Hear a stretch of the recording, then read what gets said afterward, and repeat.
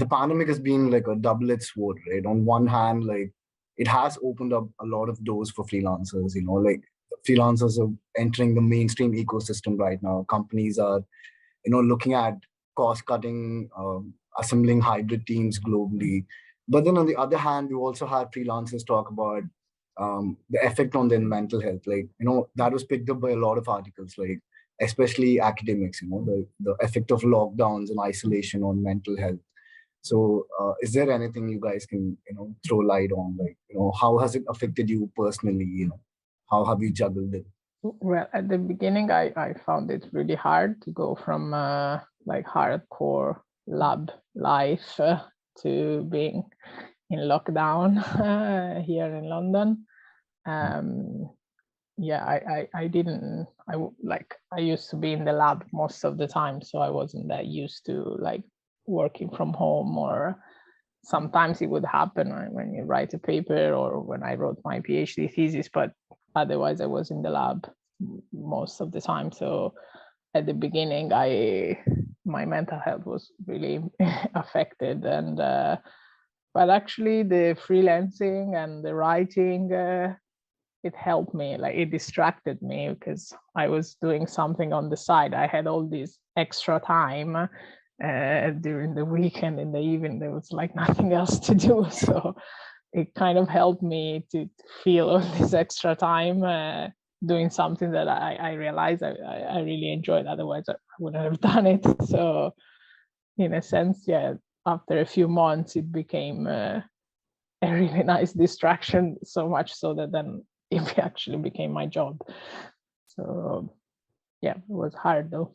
For me, it was not so much the not being able to leave the house, but more because I had lost the job and I had to provide to the family, so that bring out a lot of pressure, and the having to provide without the job and without being able, with all the restrictions of getting one.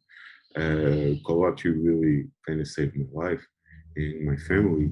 So it was the mental aspect was not so much of the not leaving the house, but more the pressure of having to provide, and that was really stressful.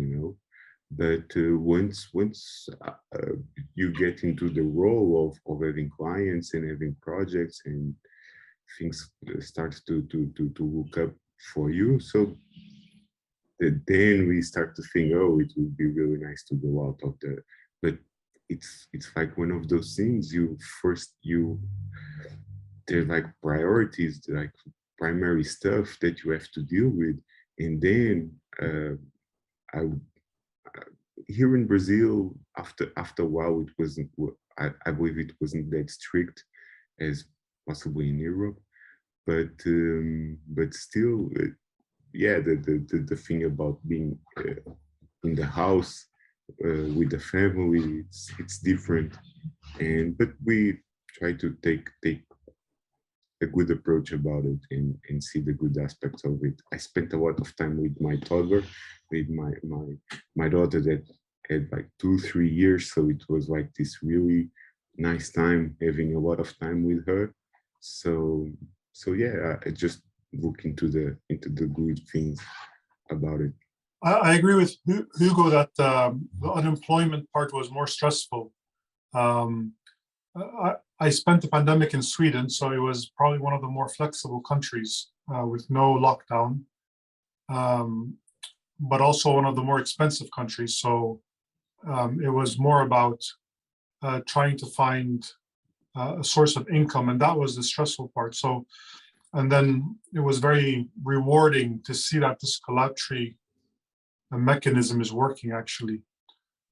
So I haven't shared any of the sort of the experiences of being confined to home that most people around the world have.